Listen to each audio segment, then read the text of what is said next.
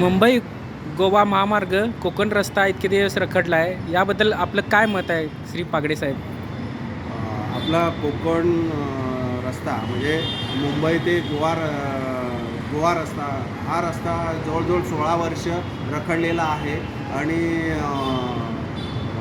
काही ठिकाणी तो काम झालेलं आहे. सिमेंट कॉन्क्रिटीकरण, RCC सिमेंट कॉन्क्रिटीकरण झालेलं आहे आणि काही ठिकाणी बाकी आहे, बऱ्याच ठिकाणी बाकी आहे. तो लवकरात लवकर पूर्ण व्हावा आणि याकरिता लोकसभेत पण आपले सावंतसाहेब खासदार यांनीसुद्धा आवाज उठवला. त्याला प्रत्युत्तर म्हणून नितीन गडकरी साहेब यांनी उत्तर दिले की पुढील मे महिन्यापर्यंत तो पूर्ण होईल.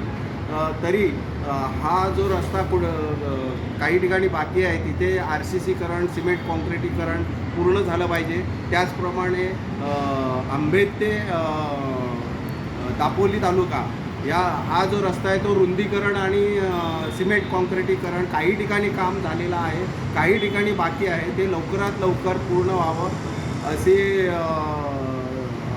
इच्छा व्यक्त करतो गणपती चरणी. आणि लवकरात लवकर गणपती उत्सवाला लोक जात असतात, बऱ्याच प्रमाणात जात असतात आणि त्यासाठी हा रस्ता जो आहे तो पूर्णपणे झाला पाहिजे.